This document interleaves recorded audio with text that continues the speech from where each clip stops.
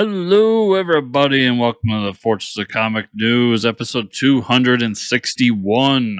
I am one of your hosts, Chris, alongside my negative Nancy of a co-host, Mike. You know, usually it's the other way around. I usually get super excited about stuff, and you kind of just knock me back down. And I'm the curmudgeon. Yeah, you're the curmudgeon. Well, today, we'll get to that in the whole comic book section. That being said, this is the week that Batman Beyond came out, so there was some really good comics to read this week. Besides, Batman Beyond was last week. Was it? Yes. Oh, yeah, well, then this week sucked. No, this week I had a Dragonfly Man book, so everything is fine in my world right now. So what I read? I read a few things. I read quite a bit. There's some good stuff this week. Yeah. Kaijuscore came back. Didn't even know it was coming back. I love that book. Today on the show, we have Stuart Kenneth Moore, the artist. We're going to talk about his crazy psychedelic book, MK Ultra. I didn't know about this until I looked up the book, how like the FBI testing people with psychedelic drugs. I'd heard like I think they talk about it in like the Pineapple Express movie a little bit. I never knew it was like a true thing, but his graphic novel kind of revolves around that. It's wild. The guy who directed the new Ghostbusters did a movie called MK Ultra as well. Oh, okay. Dude, you want to get real into it? Like, start looking into how Charles Manson is involved in all this shit, and then you go down a rabbit hole. Really? Yeah, that's back when conspiracy theories were fun. Now they're too political for me. That's wild. Yeah, the whole Charles Manson thing is a whole nother beast in itself. Little off the topic from comic books. I started watching this.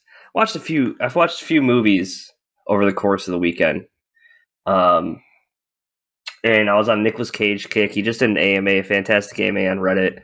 Love that guy. That movie came out. It has like 100% on Rotten Tomatoes about him. Him and Mando just running around. Oh, it's out? Yeah, I think it's out. If it's not, the critic reviews are crazy.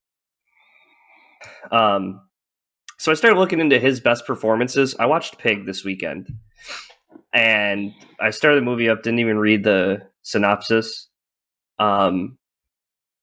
Really depressing. It's probably one of his best performances. He basically lives in the woods, has a truffle pig, and he lives in a shack, gets truffles, sells them to people. He lives outside of Portland, so it like makes fun of the whole Portland scene, how hipster it is and stuff. And his pig gets stolen, so he goes back to the city to find the pig. You find out that he used to be this like world-renowned chef and all this stuff. Really, really awesome performance by him. Crazy story, and I felt like I was like, it's been a long time. He had long hair and a beard in this movie. Not as good as Con Air. I know people think Con Air is a trash movie. I love that movie. Movie's amazing. You can fight me. It is amazing. Yeah, because transporting prisoners by plane makes sense, right? Listen, everything you explained, being in the woods with a pig, selling truffles, that sounds like my retirement plan. Yeah, it seemed very peaceful. Really crazy. And then I watched this new horror movie Friday. Came out on Netflix called Choose or Die. Okay. You probably would have liked it. It's spooky. It's a lot of people would think it's like The Ring because you play a game and then like something comes to kill you unless you finish the game. You have to choose or die. But it kind of like bends reality. So it's a little more supernatural than The Ring, I guess The Ring. I guess The Ring's kind of supernatural, but this is more like trippy. And it's like one of those choose your own adventure games, like the text-based ones. And basically this guy, like, he finds these demon runes and like somehow manages to put them in the game, and the game's cursed. It was like an hour and a half. It's an easy commitment. It was a fun movie. A price of entry if you got Netflix, it's already on there, so check it out. Yeah, my parents came back from Florida, so I was prepping their house for them and doing all this stuff all week. So other than working and reading a couple comics, I didn't get much done. Yeah. I still want to go see Sonic 2. Yeah, I do want to see that. Yeah. Yep. And then I didn't really... I'm going to check out, see if that Nicolas Cage movie's out, because I wanted to see that too. That looks like fun. Yeah. The something weight of it all, right? Unbearable weight of everything. There's a few movies back to the theaters I wanted to see. There's that one, the Sonic one. I probably will go see the new Harry Potter one in the theaters. And then tickets went on sale for Doctor Strange. That's already first week of May. Yeah. Good stuff. Summer did you movie realize, blockbusters. Did you realize that Free Comic Book Day is like a few weeks away? It is. Oh, it's in May. Oh my God. First Saturday in May. I literally didn't realize it until former guest of the show, Kevin Delgado, posted that he was doing a signing in Buffalo. I was like, oh shit, Free Comic Book Day. Yeah. Wow. I think because last year it was in July or something, wasn't it? I believe it was in the summer. They pushed it to like June or July. I think it was last year where they did like Free Comic Book Summer, where like every week a new one came out or something stupid. I just remember being on like a weekend vacation in Rhode Island, and I stopped at a comic book shop to get some free comics. I forgot. I think it was just like some weekend they were doing it. But okay, we don't have a whole lot of TV show news. We do have Pat's Flash Facts, everybody. Pat's Flash Facts is also providing us some numbers this week. He wants to let everybody know that he's not the only one still watching Flash. I mean, the viewership has gone down almost 400% since season 1. Did you see the news that they're talking about canceling it? Yeah, well, it doesn't surprise me. I mean, it's already canceled in my eyes. Yep. So it went from almost 5 million viewers in season 1 to now they're about a little over 1 million viewers. Wow. So the show has been slowly dying for sure. Yeah. So anyways, season 8, episode 10. Iris has still got that time sickness and it keeps getting worse. Of course. Christ. It could just be radiation poisoning. Who knows? She's still in Cove City helping Tinya find her mother. Okay. They later find her, but she disappears after touching Iris due to her time sickness. Oh, so the time sickness makes people disappear? The Black Flame attacks Frost. Yeah, COVID. Yep. The Black Flame attacks Frost. Frost makes a plan to use herself as bait to catch the flame. She also asks Caitlin's mom for help catching the flame. Caitlin's mom reveals to have hidden Frost-like powers. Their plan fails twice. The flame then appears to Caitlin and speaks to her in Ronnie's voice. That's weird. Forgot about Ronnie. Yeah, I don't think they know what they're doing with this show. Just end it. No episode next week, folks, for who are looking for those facts, but thanks for that, Pat. Yeah, I mean, between the viewership and what I'm hearing out of these, when you have to like bring these entities into the show because you clearly don't even, if you can't find anybody in a rogues gallery to put in like a costume, or you don't have the budget to do that, the show's over. Yeah, this is a clear example of like just beating a dead horse. Like the show's been over for so long. I don't. Yeah. Season 1 was fantastic. Do you remember the magic of season 1 back in? It said 2014. I'm just thinking about that. That was a good year, 2014, man. Yeah, back when we were still excited about the Arrowverse and everything. Those are good times. Like Flash had showed up in Arrow, and we're like, "Oh my god, it's Barry Allen!" And then we get the first episode. You see him in the costume. You get that was magic, man. And now we're just like, everywhere you look, it's another TV show about superheroes. It just has the same problems that I had with Flash Comics. Like, can he fight someone other than somebody who runs real fast? Like, right. they always have to race each other. Like it's like Flash is at its most interesting when the rogues are involved, and right. They got rid of the rogues so fast in the show that's like okay.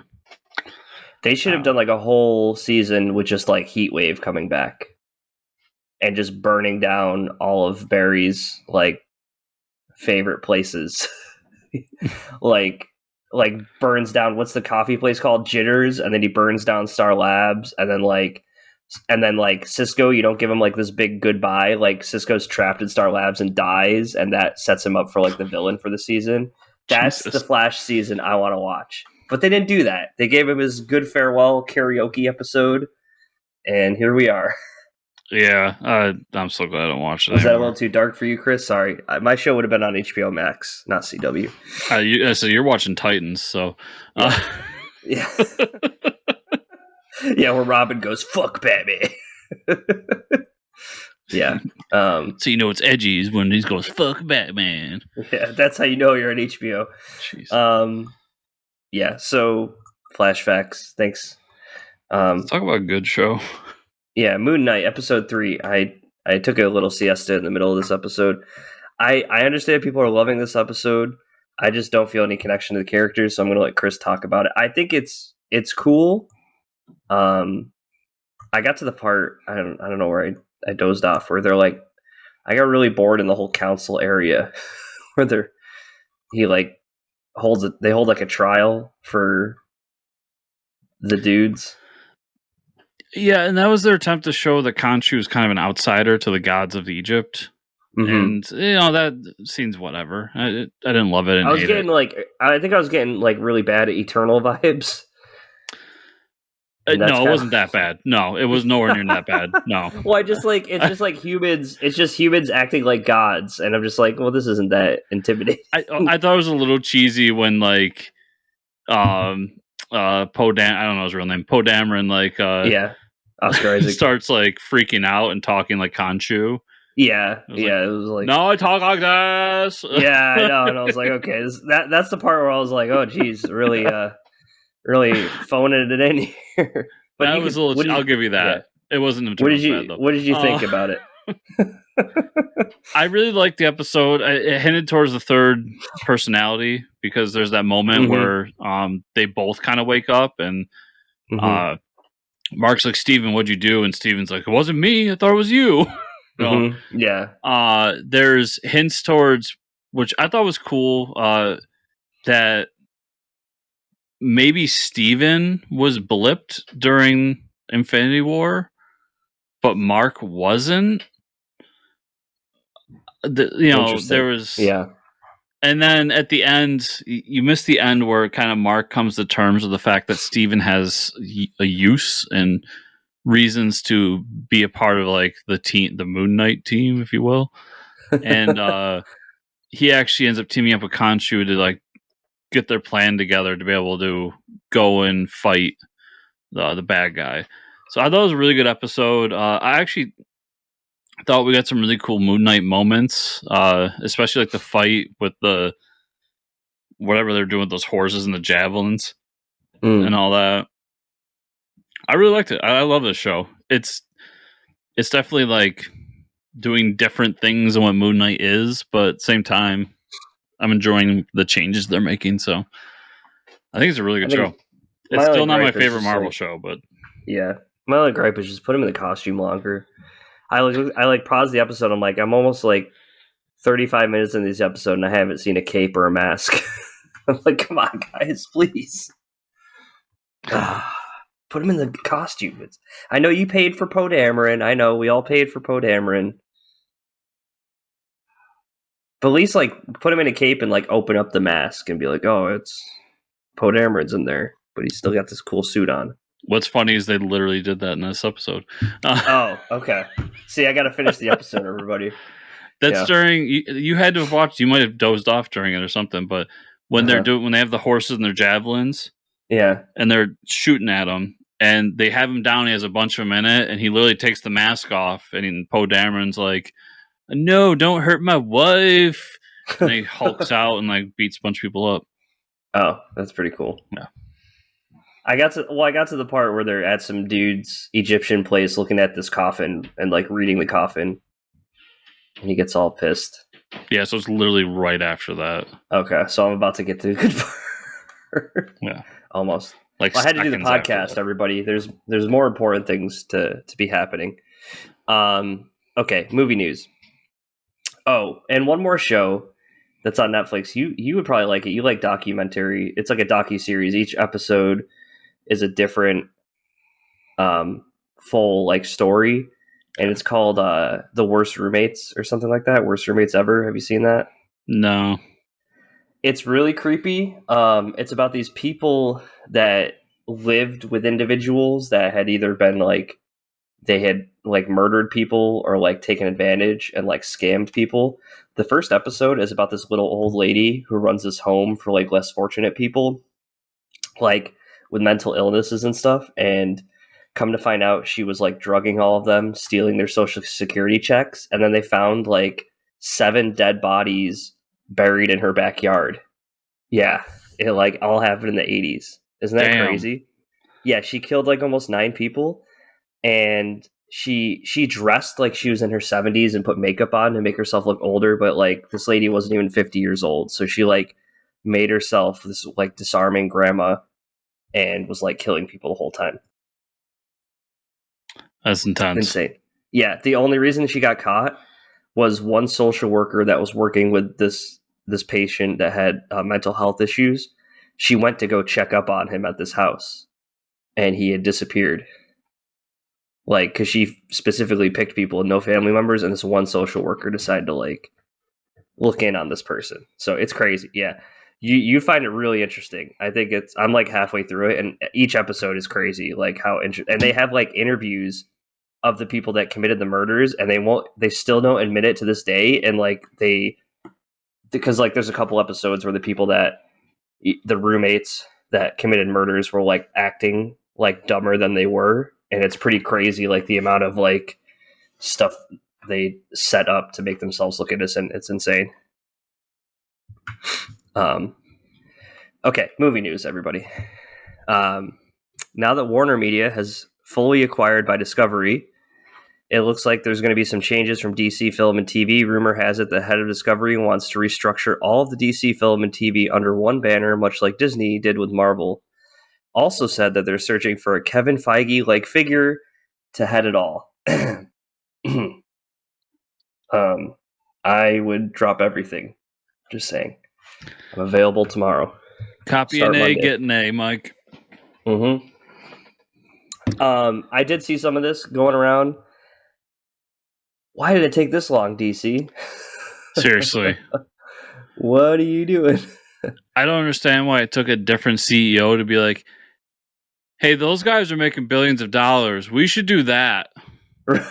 Right. Let's do that, guys.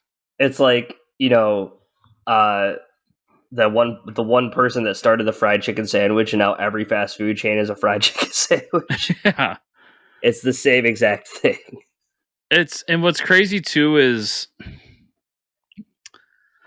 you've got your Iron Man now. You've got the Batman could be the linchpin for a new DC cinematic universe. It really could. I think it's good enough. Batman's young enough.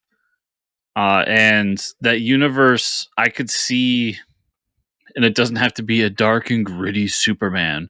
I could see a Superman jumping in there. I could see a Flash jumping. Like I could see those characters being a part of that. And yeah, hopefully they do it. Hopefully they do. Because I will fight people. I don't think the superhero bubble is going to burst anytime soon. And I think that DC still has enough time to slowly build a cinematic universe properly. And I'm going to say at this point, I think it starts with just giving up on Flashpoint or whatever it's called. Yeah, Flashpoint. Mm-hmm. And just moving on. Untitled Flash movie. Listen, DC, if you do this right, I could see the whole Endgame finale by the time I'm like retirement age. So please start it now so I could see it in my lifetime. The DC universe, how the one I've always deserved. Dude, Shazam could be its own thing. You could keep Right. Shazam in the old universe and just do Shazam stuff there. He doesn't have to be a part of everything. Right. So you don't have to change any of that. You can still do Black Adam. You can do the JSA over there. That's fine. But you could do a proper Justice League now. And all you have to do is say, listen, Ezra Miller, you're kind of a dipshit. We're done with your movies. Goodbye. We're moving on. Yeah. And I say that just because the dude's always, it seems like every time something happens with that movie, the next thing that follows is Ezra Miller got arrested for doing some stupid crap again. Right. And yeah, and just starting over. And if they get the right person at the helm who can just see, like, hey, we got the Twilight dude as Batman, and we got this great director who started this movie. It kind of sounds like how Marvel started with Iron Man with this great director and this guy, Robert Downey Jr. Yeah. Like, let's just build off that, everybody. Yeah. I agree. Yeah. I mean, you could make it work. I think I've heard it. I read some interview with Batgirl, talking about the movie, and obviously they couldn't share too much, but talking about seeing Michael Keaton. She was talking. The actress was talking about seeing Michael Keaton back in the suit, and it was like when he stepped on set, everybody was just like, "Oh my god!" I'm like, that's pretty awesome. Can you imagine like watching 1989 Batman, and then like you're like in a movie with that character? Like, what the hell? That's insane. I refuse to watch that movie until I get an announcement that there's a Batman Beyond with Keaton. Yeah. Because that's what they're doing with Batgirl, and it's just like, nothing against Batgirl. It's a fine character. Deserves her own movie. This is my one chance to get Batman Beyond, everybody. Like, my one and only chance, properly, to get a guy who played Batman to come back to the role and play old, angry Bruce. Yep. And if they blow it, then fuck them. Like, they don't deserve any more of my money. This is their one shot for perfection. What did he say about who was the Debbie Downer here, folks? I'm just saying. Yeah. Anyways, yeah, Warner, they needed this restructuring. It's a long time coming. Don't fuck up these movies. We have our Wonder Twins officially. The HBO Max's live action adaptation has KJ Apa from Riverdale. I never watched Riverdale. He does look like a Wonder Twin, though, like literally. And the other one is Isabel May from 1883. Are both selected for the project. Yeah, they look like the Wonder Twins, Chris. Yeah, they'll be fine. I've watched like a couple episodes of Riverdale, and it's a fine show. It's not me. I don't think you would like it either because it's high school melodrama. But yeah. Except I don't know. The one episode I watched, like Archie's like fucking his teacher, and I'm like, that's cool, but I don't really care about all the melodrama going on here. And Jughead's in like a motorcycle gang, which is kind of weird, but yeah, that's a show that exists. My only negativity here is it reminds me of every CW show casting.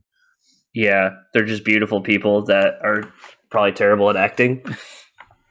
Yeah, so we'll see. But I have high hopes for it. Like, I don't know. I think like yourself, I never cared for the Wonder Twins until the Mark Russell series, and now I'm just like, I'm that poser. It's like, I've always been a Wonder Twins fan, guys. We need a good Wonder Twins movie and everything. Yeah. Where were you? You know, nobody cared about the Wonder Twins.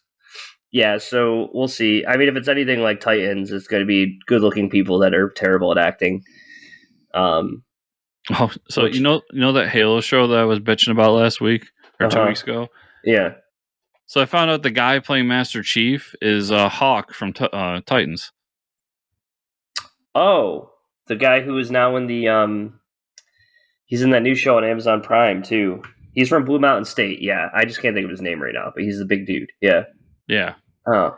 Because I knew him from Orange Is the New Black. He has like a really small role in that. Okay. And then somebody's just like, how did you pull out Orange is the New Black and not recognize him from Titans? And I was like, oh, it's because I didn't watch Titans. Yeah. I want to say his name is like Alan something. I wanted to say Alan Rickman, but that's not right. No. Yeah, he's in that new Jack Reacher show. Was that him too? Like, yeah, he's in that new one. I think it's Reacher. It's one of those action book heroes. I heard it's pretty good. I should check it out, but that's cool. I mean, yeah, sucks it's still not Master Chief. But yeah. All right, let's jump over to this interview with Mr. Stuart K. Moore, and we'll see everybody on the other side. And we're back. Back to the other side. So go check out that psychedelic, fantastic art. It's all over his website, and it's one of the books where I haven't ordered mine yet. I didn't want to get mine from Amazon. I think you can get it on his website here, but it's one of those books that looks really good in print because of the art. Yeah, I really enjoyed it. Mm-hmm. Comic news. So, surprise, surprise here. DC's launching a series of one-shot comics to set up the Black Adam film. The comics are going to feature different JSA members. It's going to be Justice Society's Secret Files, Hawkman #1, written by Kevin Scott and art by Scott Eaton. So we're getting the Secret Files Justice Society. That's pretty cool. And the way they're doing that is they're promising us a movie. So, hey, if that's how we get Justice Society, whatever, I'm going to read it. Yeah, and I don't know. I probably won't read it, mostly because Hawkman. Yeah, they're getting the least favorite out of the way first, I think. But Kevin Scott's been a long time Star Wars writer, and I really like him. So I'm really happy he's getting more work. And he's also, I think his book lost, but he was in the round robin thing that DC was doing too with the Hawkman book. Nice. Detective Comics getting a new creative team and direction starting with issue 1062. And I will be picking this one up for the first time since New 52, I believe. Ram V is taking over writing duties with Raphael Albuquerque on the art through issue 1065, and then Ivan Reis starting on 1066. Two amazing artists, one amazing writer. I think Ram V is so deserving of this. You know how much I talk about how all the good shit he was doing with Swamp Thing? Good for him, dude. I'm so glad to see him on a Batman book. Yeah, I'm interested to see what he does with it. Yeah, I'll go check it out. It's like what was he calling it? Gothic Nocturne storyline. Yeah. I'm like, okay, whatever. Just give me Batman punching people. Yeah, and it's Detective Comics, so please make him be a detective. Mm-hmm. Either way, the book's going to be really good looking. That's for sure. Yes, Ivan Reis is one of my favorite artists. Ivan Reis is DC's best artist that nobody. It's their best artist, period. Mm-hmm. And nobody talks about him. Yep. It bugs me that nobody talks about him. Because if they did talk about it, they'd probably have to pay him more. This year's DC Pride anthology has a surprising yet welcome addition to the cast of creators. Kevin Conroy, is writing a story titled "Finding Batman" with artist Jay Bone and I'm sorry if I'm going to get this name wrong. Aditya Bidika. How'd I do, Chris? Better than I would have. Okay. That's Kevin Conroy writing a story, huh? Yeah, and I was really shocked by this because it's DC Pride, and DC Pride's whole thing is only LGBTQ, whatever else is added onto that people. And I looked it up, and I did not know that Kevin Conroy is a gay man. Oh, all right. Doesn't change my opinion on all of them, but I was just I did not know about this about the man that I've looked up to my entire life. Yeah. So I assume that that's the Finding Batman of it all. Yeah. Oh, yeah. Okay. But now it's making a little more sense. The title. Okay. Yeah. Good for him. Awesome. So I'm glad to see him writing. I'm looking forward to it. Yeah, I really am.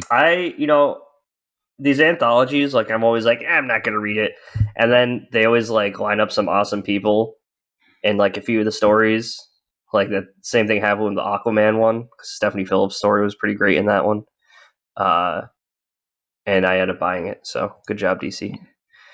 Marvel has released info on a newly announced all-out Avengers. First, we know the creative team It's going to include Derek Landy, art by Greg Land.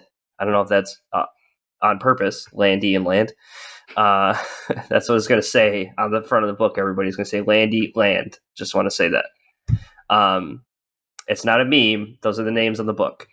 Also, some details on the book's plot. It's said to be an action-packed story structure that isn't affected directly by current continuity. So it's an Avengers book that has no weight.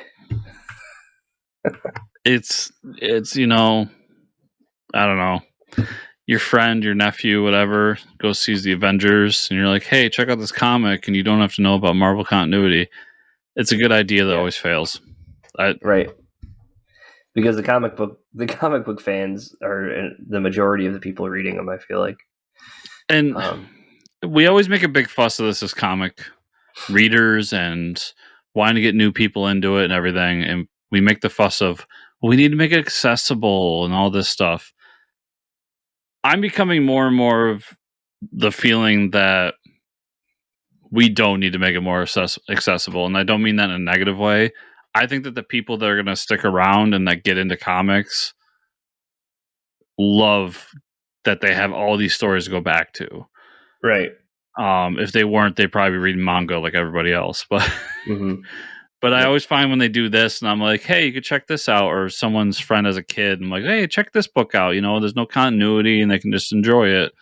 And they don't. But then when I hand somebody like one of our favorite story arcs, like, you know, Snyder's Batman, they're like, oh man, it's amazing. You got more like that. So yeah. All right, this is a pretty big announcement from IDW. We got 9 new titles of creator-owned comics, new names attached to them. We're going to go through them one at a time. I will say, one of these, I don't know if I recognize one of them was a Kickstarter before, so maybe some of these were already projects that were funded that they're picking up. One's also one that I can't remember if we had, because we had the artist on this show. Yeah. And I can't remember if the book was already out or if we were promoting the book. I'm talking about True Cult by Leanna Kangas. Yeah. That book's been out on Kickstarter. Well, it was on Kickstarter like a couple of years ago. So, but you can't access it anywhere. You can buy the PDFs from her website, I think, but it's not in print anywhere anymore. So, well, anyways, so yeah, I'm pretty excited to see it on there because it looks like a cool book.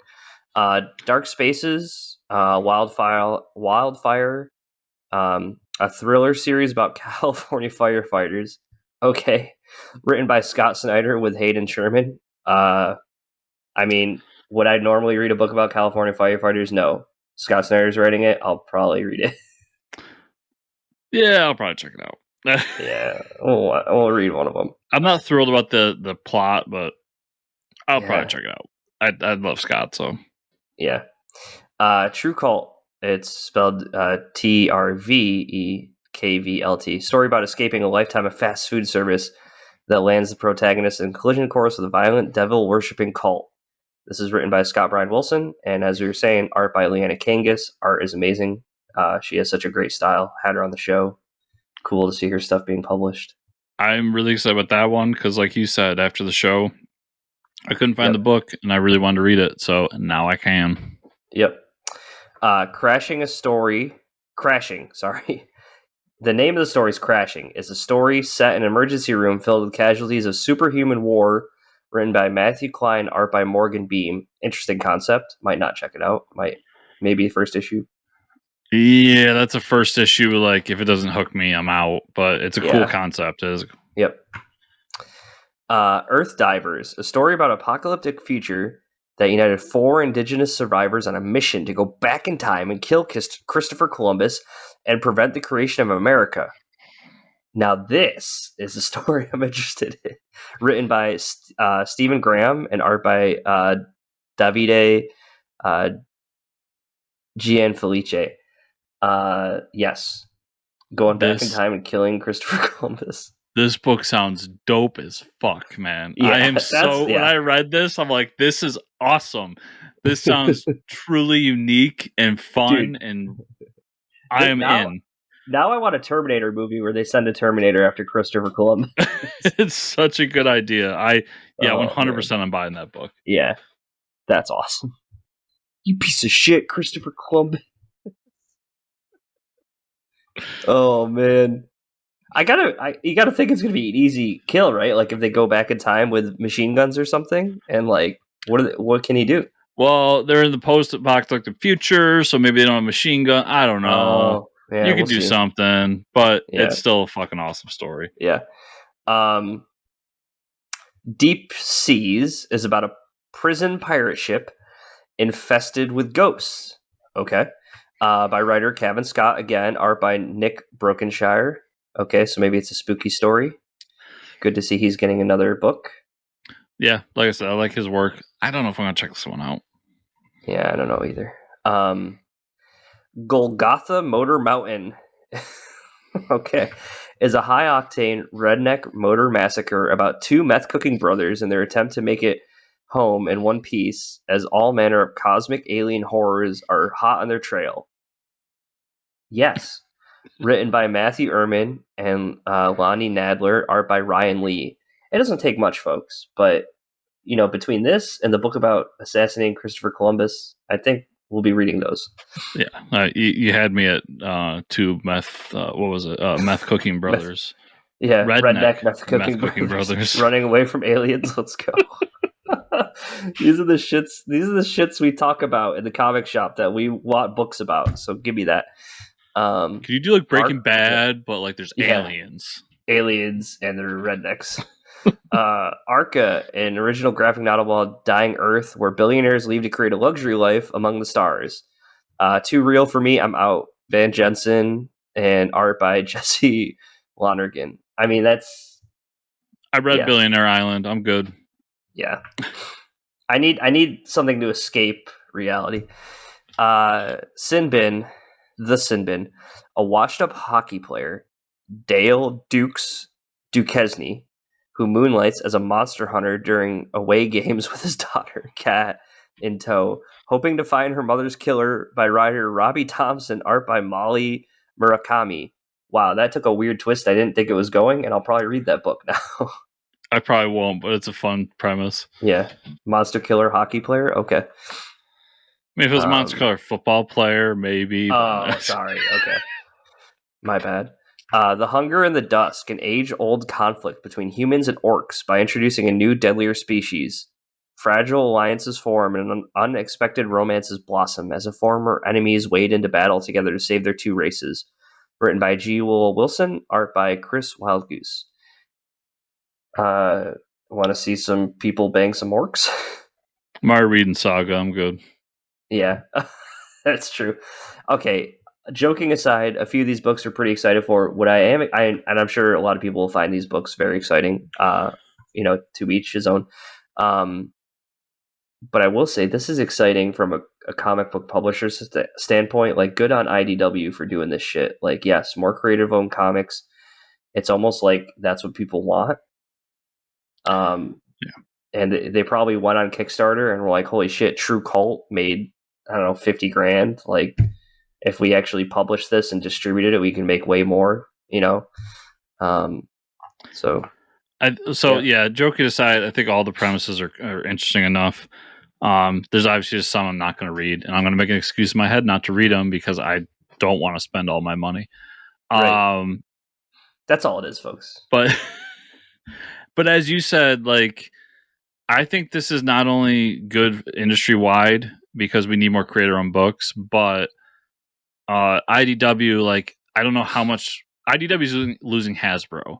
They're going through the same thing that Dark Horse went through a few years back when they lost Star Wars. Mm-hmm. So I think that really, when they lost Hasbro, that really lit a fire under them to be like, we can't be dependent on IP. We have to start like making a community of creators that want to come and make their books with us. And I think that's where this is coming from, and good on them for taking it up with some really great creators. Yeah, for sure.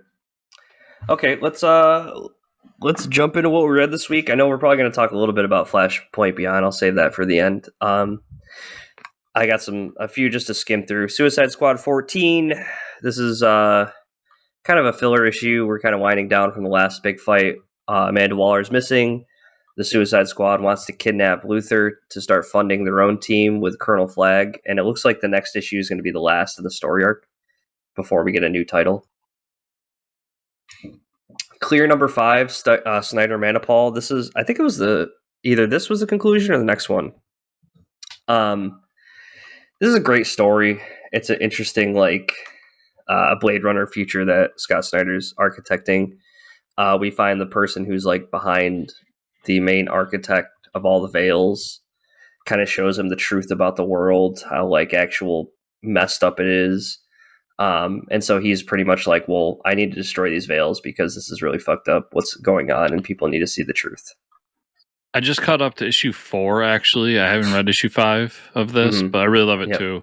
It's Blade Runner from modern sense because it's basically doing the same kind of critique Blade Runner was doing in the same kind of world about the metaverse.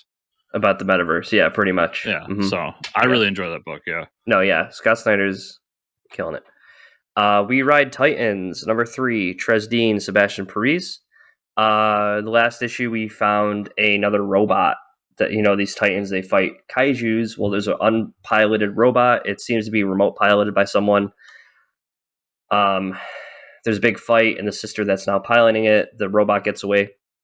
The brother seems to be not coping well with that his sister is now the pilot because she was always better than him, and he's kind of washed up now. It looks like he's an alcoholic, and there might be something more to his connection with the person that's behind the piloting. He's trying to make her look bad, or he knows the person that's piloting it. So,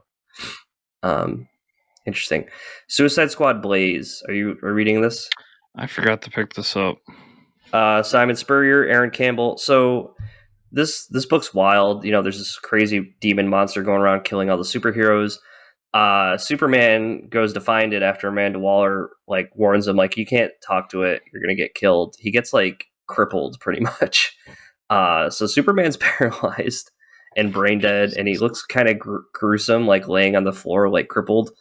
So the whole team goes in. There's a huge fight, and they need to grab DNA off the monster to be able to understand what it's eating or track it or something like that. So there's this huge scene where Peacemaker grabs rips a hair off it in the middle of the fight and says, I grabbed a pube off the monster. He announces it. It's pretty funny. It is very serious but dark humor, just like the movie was. So it's a great book, and there's some more stuff going on with this shared power that they have, but at its core, it's more closely resembles the Suicide Squad movie that just came out, which is fun. Yeah. Kaijuscore. This is the volume 2. Steal from the Gods. James Patrick Rembrew. This follows one of the female characters from the last Kaijuscore. I recommend reading that if you don't know, because you don't really need to know, but it's kind of related. Basically, the plot to this is almost like the plot to that Kickstarter about kaijus.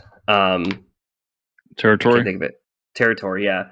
Basically, there was kaijus that were gods. One of them swallowed this. Yeah, there it is. One of them, he finally got it. One of them swallowed this Spanish Armada ship with all this treasure. So this guy hires her to go into the belly of the beast and find it. And also while she's trying to be killed by this other crew, because a lot of the crews are very cutthroat now for just regular heist jobs. So that's what she's struggling with. And the last couple here, Dragonfly Man, Dragonfly. What was the title of that one?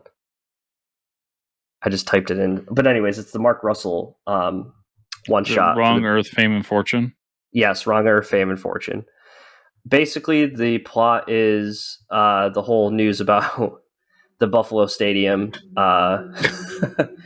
It's this dude's building a stadium and how he's going to reap the benefits of exploiting people, exploiting workers, and only paying a 10% out of his own pocket for the stadium. Very, very similar to what's going on with the Bills situation. So very on the nose there. And then the second story in there is it's about Stinger and how the one Dragonfly doesn't have a stinger and the other one does, and how the stinger that's alive on one Earth doesn't really fit in, and the Dragonfly on the other Earth misses having a companion. So overall, both great issues. I love seeing new takes on these characters. It's a Mark Russell book for sure. no doubts. And then I had Flashpoint Beyond, number 0. This is Jeff Johns, going back to the Flashpoint universe. Yeah, so just overall, it looks like whatever Barry Allen did is reset, right? Everything's back to the way it was. He starts off with bringing the mime characters in from the button. Really confusing. To get some timepiece, if everybody, or not the button, I'm sorry. What was the Doomsday Clock? But yeah, Doomsday Clock. Yeah, tomato. Yeah. I don't think we needed that, but anyways, Thomas Wayne realizes that Bruce is dead and Flashpoint is reset. Barry Allen isn't the Flash, so he basically is like, we need to create Flashpoint again. So he goes and grabs Barry Allen. He's like trying to explain things to him. He's like, you know what? I'm just not going to explain it. I'm going to drug you this time, and then we're going to give you the powers. As he's going to give him the powers, someone destroys the chemicals as the lightning hits, and he just fries Barry Allen, that was a pretty cool scene. Something has to do with Aquaman is thwarting him and knows about Flashpoint. So Chris is obviously super excited. I thought that part was pretty cool. I think just the first part with the whole Doomsday Clock kind of gave me a bad taste in my mouth. Yeah, that's an old obscure Aquaman villain too. I can't remember his name, but I know the costume. Yeah, the guy with the helmet. Yeah. That was pretty funny. Yeah, so I do like Thomas Wayne. I do like that character. I'm interested to see where this goes. I didn't dislike it as much as you thought. When I see the stuff that's like referencing Doomsday Clock and like trying to mix it with the Flashpoint, it's like, let's keep those things separate, you know? Yeah, because this was John's chance to come back and be like, okay, I know I wrote Doomsday Clock and 3 Jokers, but right. I'm sorry, guys. Let's move on. And the first thing you see is like Doomsday Clock. Yeah, and it's like, come on, dude. I enjoyed it for the most part, but it was one long issue of, hey guys, Flashpoint's back. Look how crazy everything is. Right. We'll tell the story in the next issue. Yeah, because I don't really believe that Flashpoint's back. Mm-hmm. Like, I think because what happened to him in Justice League Incarnate? Did he got blipped away, right? Yeah, because he didn't have an Earth that he belonged to. His Earth was like out of the Earths. Yeah. So this is going to somehow connect into Dark Crisis. I guarantee it. Yeah. There's something else going on. Obviously, because we know that we have the actual DC universe. So right, it could be just not his Earth. That too, but that's one of the things he brings up, and he's like, "Well, I've been around the multiverse now, so blah blah blah." I'm like, okay, yeah, right. I liked the back and forth between him and Two-Face and all that kind of stuff. Like, I thought it was a good issue, but I'm glad it wasn't. If it was issue 1, I'd probably be like, I'm out. But it's issue 0, so I'm not out. That was from another Flashpoint tie-in with Two-Face. That whole conversation. Yeah, that's from the Dark Knight or whatever the Batman tie-in was, because Martha's Joker, and they reference that all the time too. Right. So that's what they reference, because that's like directly from that same book. Yeah, I just want to see the main story. So that's all I had this week. So I like I said earlier, or showed earlier, I read Territory. Everything you said last week, I really liked it. Mm-hmm. I also got We Are Scarlet Twilight number 2, and I really love this series. I don't think you're not getting this, right? No, I'm not. I keep seeing it pop up on Kickstarter. It reminds me so much aesthetically of Batman the Animated Series. It's got that like 30s futuristic vibe to it, and but vampires are involved. So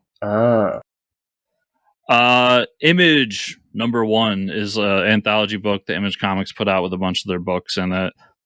It's got the prequel to the new Jeff Johns, Andrew Muti book, which apparently involves Yetis, so I'm in.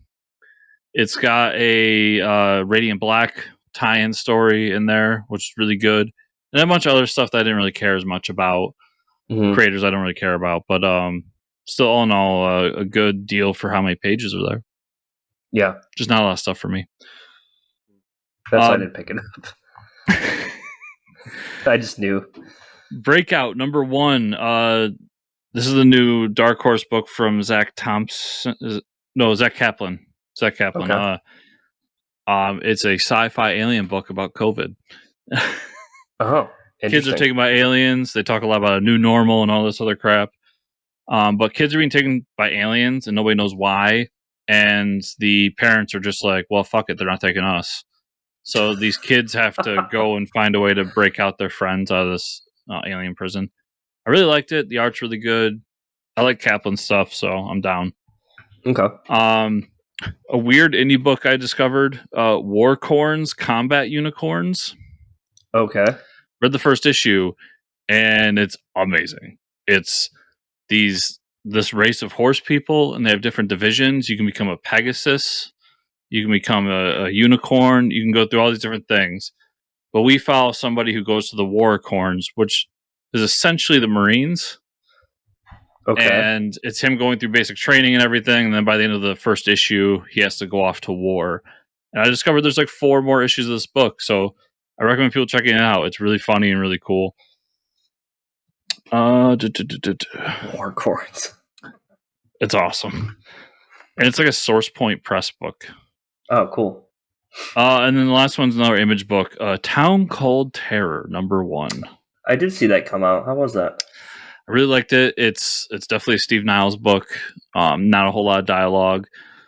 But it's this guy has a family history with this town, and the town is like all the horror tropes. So when we first see the town, like a guy's being resurrected into a Frankenstein, and the CIA is somehow involved, and it's really, the art is phenomenal. It's dark and gory. I really enjoyed it. So I'll be checking out the next issue.